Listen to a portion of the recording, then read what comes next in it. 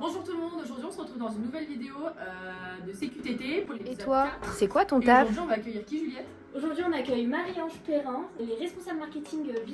Pour rappeler le concept, donc on a deux bols, des questions pro et des questions tabou. Donc pour les questions tabou, si la personne ne souhaite pas répondre, eh bien elle mangera un ingrédient mystère. Bonjour Marie-Ange, Bonjour, tu vas bien? ça va et toi? Parfait. Est-ce que déjà tu peux te présenter un peu ton métier, ce que tu fais en général? Ouais, ça marche. Moi je m'appelle Marie-Ange Perrin, je suis responsable marketing digital dans une grosse boîte d'IT concrètement. Mon parcours, je commence depuis quoi, la maternelle? Non, les études sup, c'est bien. J'ai fait un DUT, Tech de Co. Après je suis allée à l'IAE, j'ai fait une licence sciences de gestion. Et après, je suis partie en master marketing et j'ai fait un an d'échange aux États-Unis pour mon MBA. Et je me suis spécialisée dans le digital international.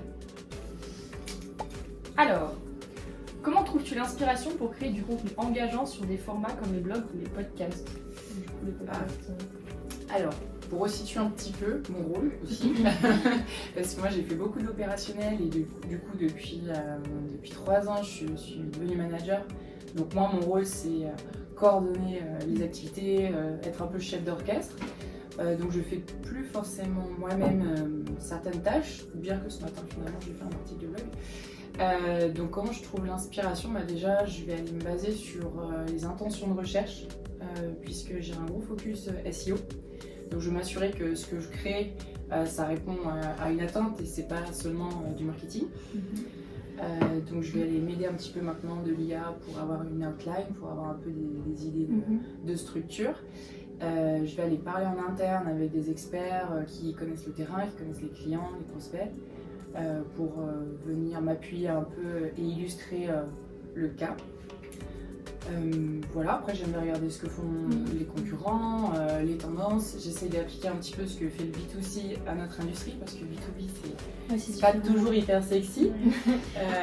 Donc voilà, j'essaie de m'inspirer un petit peu. Je fais toujours un peu de veille en début de semaine sur ce que font les autres sur les réseaux sociaux et je fais ma sauce.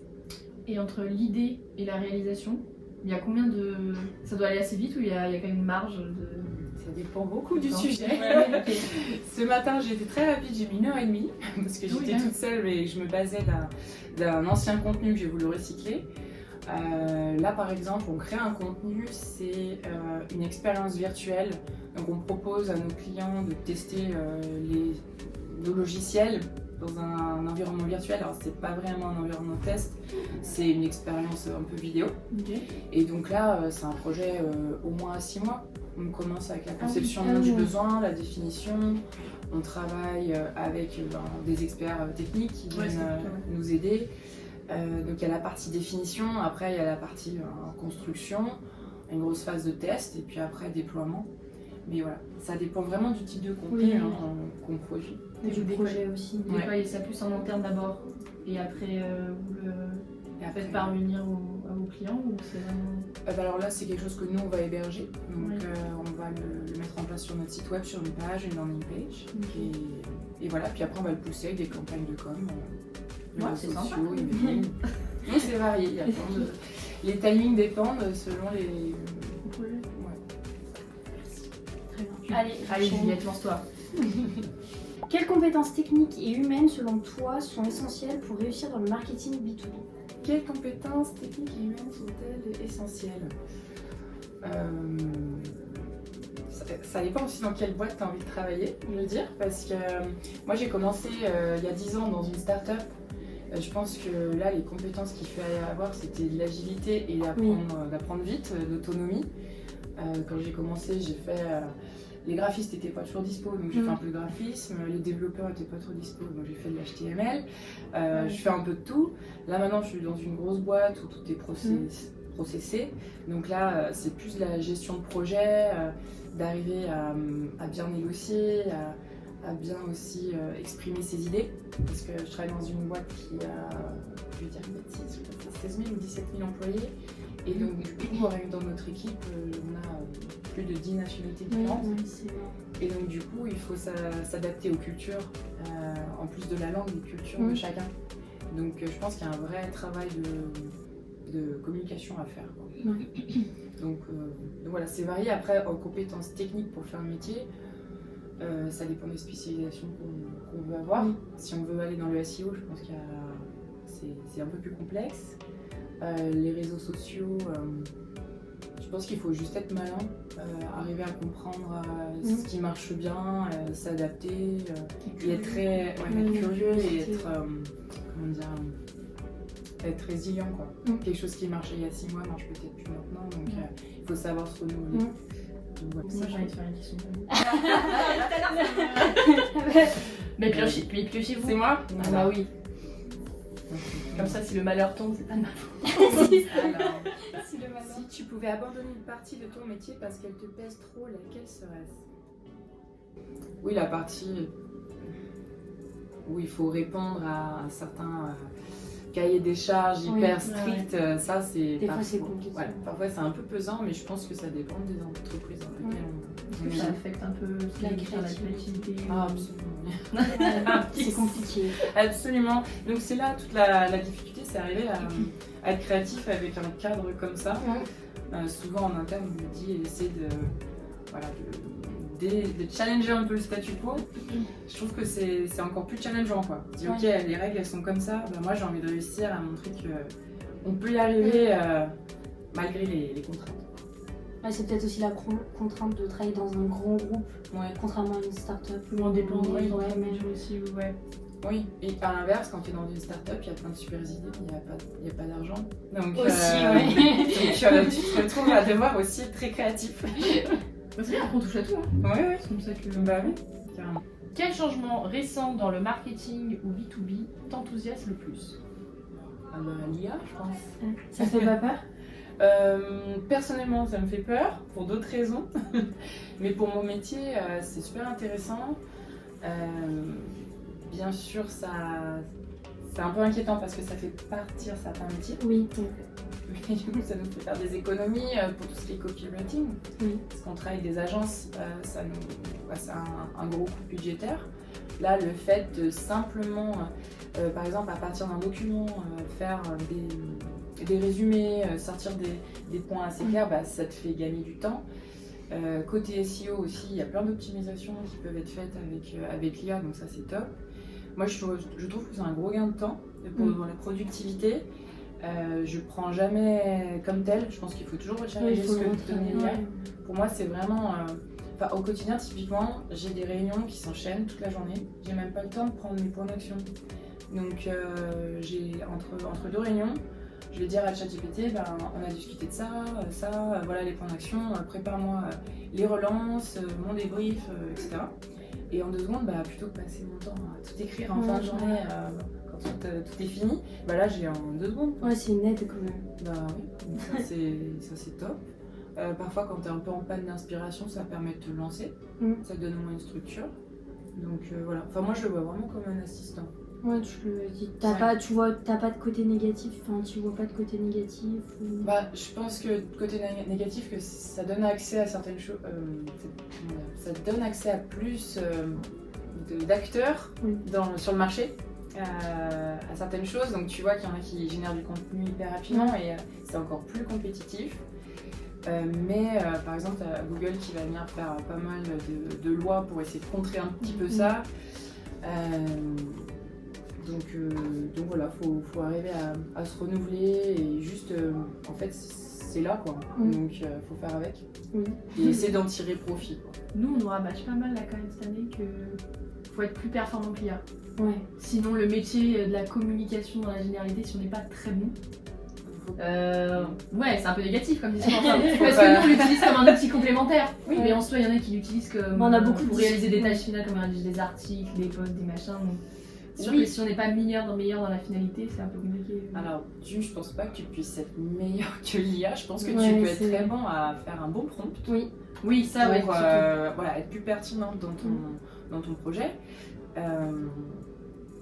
Mais comment dire, nous on utilise l'IA pour plein de choses et je vois qu'en termes de contenu, la qualité c'est pas la même que celle d'un humain. T'as des mots qui ressortent toujours, qui font très IA.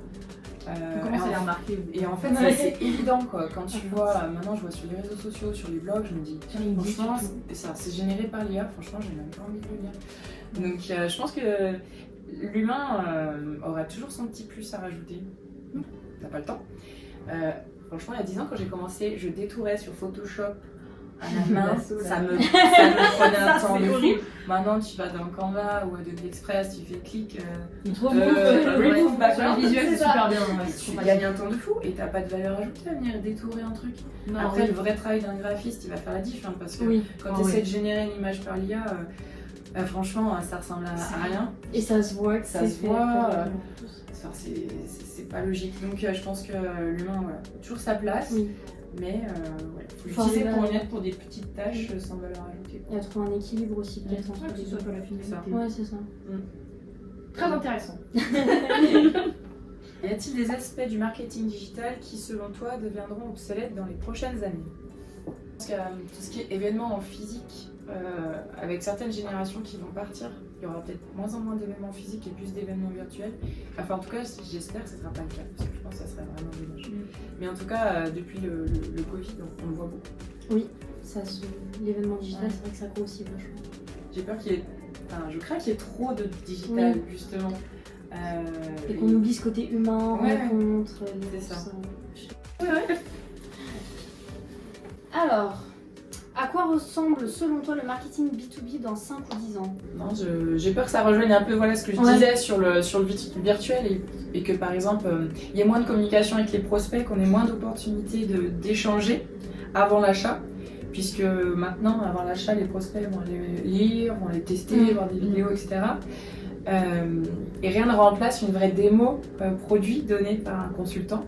Donc je crains qu'il y ait des environnements démo un peu comme on est en train de créer justement, tout virtuel qui soit mis à disposition et qui fasse, je sais pas si c'est très français, que les prospects n'aillent pas jusqu'à la demande de démo. Voilà, il y aurait peut-être moins de personnalisation comme ça. Quel conseil donnerais-tu à quelqu'un qui débute dans le marketing B2B et qui souhaite développer des compétences dans le SEO ou LinkedIn? Je pense que côté SEO, c'est peut-être la discipline du marketing digital dans laquelle tu peux plus appliquer la théorie que tu as apprise à la pratique. Inversement, il y a d'autres disciplines où je pense vraiment tu apprends mieux que sur le terrain, quoi. Donc je pense que appliquer ce que tu as, rester structuré dans le SEO, c'est très bien. Parfois, il faut aussi prendre un peu en compte, en dehors de la théorie, les retours des experts. Je peux parler en interne, des gens qui ont des connaissances techniques. Parce que parfois, je vois des briefings SEO qui sont vraiment super bien faits, mais très théoriques. Où tu dis ok, l'intention de recherche c'est ça, le volume de recherche c'est ça, etc. Donc concrètement ça doit être ça.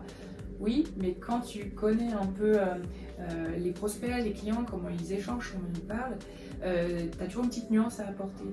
Donc voilà, ne pas hésiter à aller parler aux gens qui sont sur le terrain. Donc c'est les commerciaux, les consultants, parce que eux en fait ils vous donneront des retours sans filtre, quoi. Question tabou. Oui, il faut répondre par oui, oui. Ah bah tiens, je me disais qu'elle allait bien tomber cette question. C'est quoi? Quel est ton salaire actuel? Non, on avait mis ceci. Et qui reflète justement la valeur de ton travail. C'est la question que tout le monde se pose. La question que tout le monde se pose et que j'aurais bien aimé qu'on me dise quand j'ai commencé. Parce que quand j'ai commencé il y a 10 ans, j'ai commencé entre 21 et 23K à l'année. C'est de faire 1400 €. En sortant du bac plus 5? En sortant du bac plus 5. Parce que nous, on nous vend des chiffres. Oui, non, mais on a vendu la même chose. Oui. Et je me suis dit, mais c'est quoi cette arnaque? Oui. J'ai fait 5 ans d'études, je suis bilingue, je suis allée à l'étranger. Et du coup, c'est 1400 €. Je dis, mince. Mais en fait, comme tout le monde, il faut faire ses preuves, quoi. Et c'est normal. C'est normal. Après, j'ai commencé dans une start-up. Après, j'étais dans une PME. Sensiblement, le salaire était le même. J'ai la chance aujourd'hui d'être dans un grand groupe qui s'aligne avec les standards du marché, qui réévalue chaque année les salaires, etc. Et là, juste cette année, je suis à 60 000. Et après, il y a tout un tas d'avantages qui vont avec. Et je pense que ça répond à... C'est en combien d'années d'expérience, 3? Combien d'années là? Alors moi j'ai 9, j'aurai bientôt 10 ans d'expérience dans cette boîte. J'ai changé de poste tous les 2 ans et je suis à ce poste-là de manager depuis 3 ans. Ok. Ok, très bien. Voilà. Et je pense que ça. Je crois que vous êtes l'une des premières à répondre. Hein. Parce que les autres avant ont pas. Non, Ils ont pas souhaité répondre, non. C'était vague. De toute façon, quand on regarde les études, on est facile. Oui, Dans les c'est fourchettes, vrai, hein. c'est super fiable. On a ChatGPT. Quel est le salaire moyen? Moi, c'est ce que je fais. Hein. De toute façon, quand on veut négocier avec son chef, il faut bien préparer. Il faut hein, venir faut préparer un s'enseigner. sujet, ouais.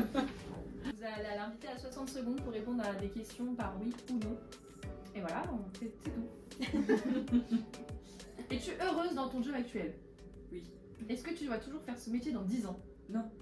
Penses-tu que le marketing est parfois trop manipulatoire? Oui. As-tu toujours voulu travailler dans le marketing? Oui. Pourrais-tu passer une journée sans réseaux sociaux? Oui. C'est compliqué. Selon toi, le marketing traditionnel a-t-il encore un avenir? Oui. Le marketing, c'était mieux avant l'IA? Non. Non, on est tous d'accord. Es-tu fière de tout ce que tu as accompli jusqu'à maintenant? Oui. Et pour finir, est-ce que tu as aimé l'interview? Oui. Si je dis non, Oui. je suis Non, non. non. Bon bah voilà, on est tout bon. Hein. Petit mot de fin. Merci. Ouais, merci Marie-Ange d'être venue. Plaisir. Marie, le petit timing serré, merci. On se retrouve très vite dans un prochain épisode.